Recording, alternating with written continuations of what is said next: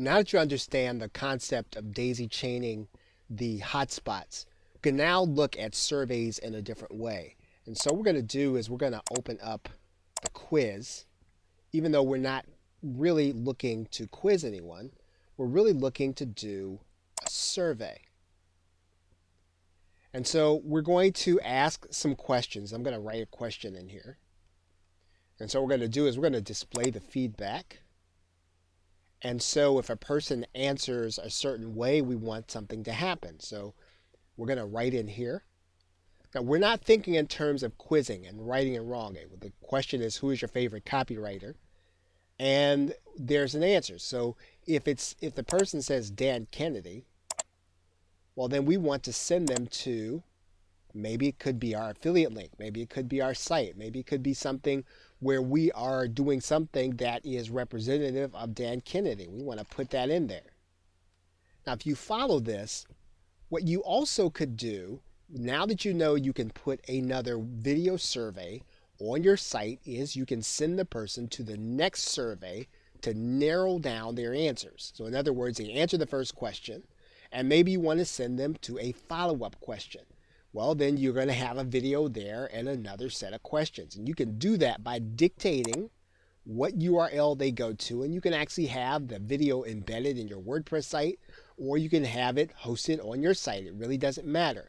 But you can deliver them to another interactive video where they can answer another question. Ultimately, your goal is to get them to some place where it's going to be advantageous for them, the customer. Now, you want to be able to make sure that the viewers don't see their results. We do want to score the quiz though. Okay, now when all of these elements are where we want them, now we've got a survey there. We're going to send the person someplace. They're gonna see their feedback. And so now what we want to do is we want to start the processing. And when we get to this page in the production wizard, we know that quizzing is now available. It's now no longer grayed out. So what we can do is we're going to continue to go forward. And now we're going to produce our video. Now, one thing that we also get the opportunity to do is we get the opportunity to customize our quiz. Now, this is the table of contents section. We go past that, and we get to customize our quiz.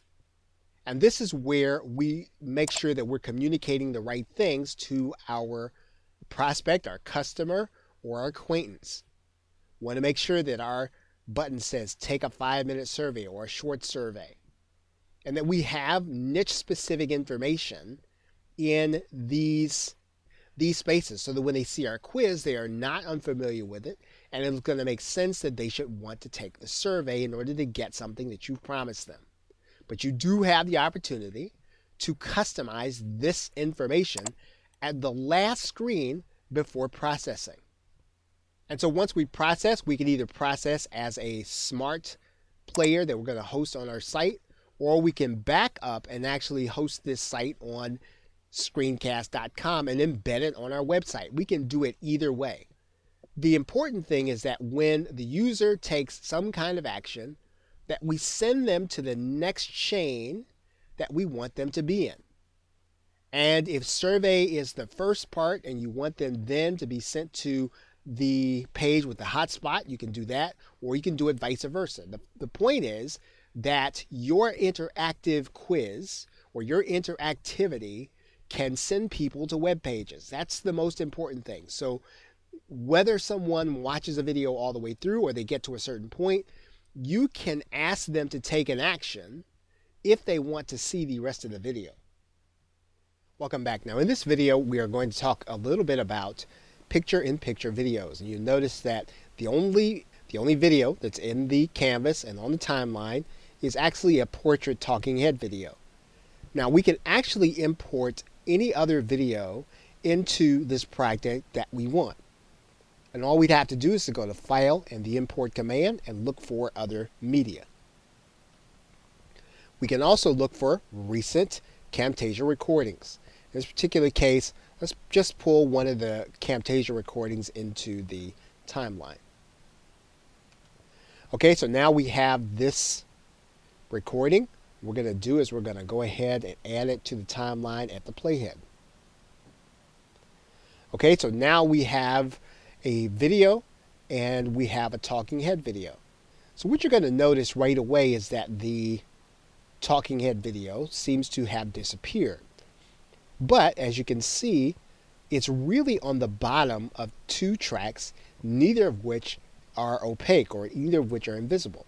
So what we need to do is we need to move this track up and move the others down, right? And we can do that very easily just by changing the order of some of the tracks.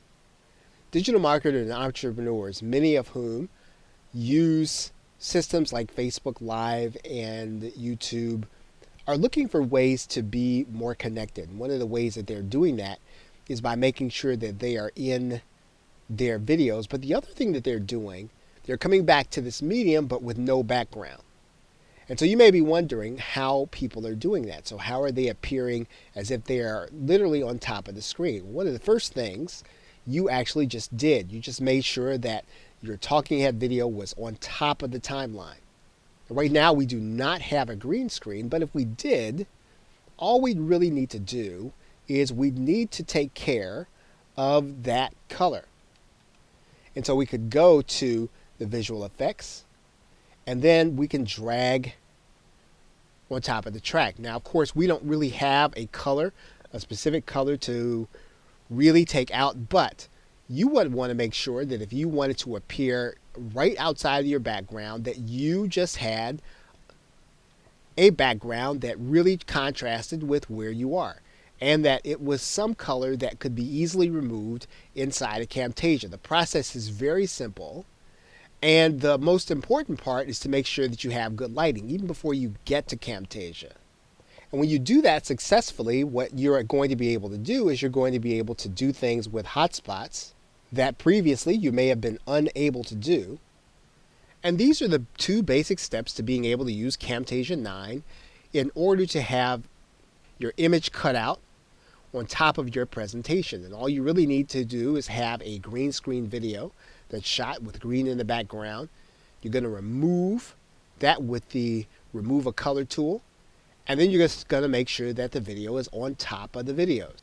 Okay, so with that, thanks, and I will see you in another video.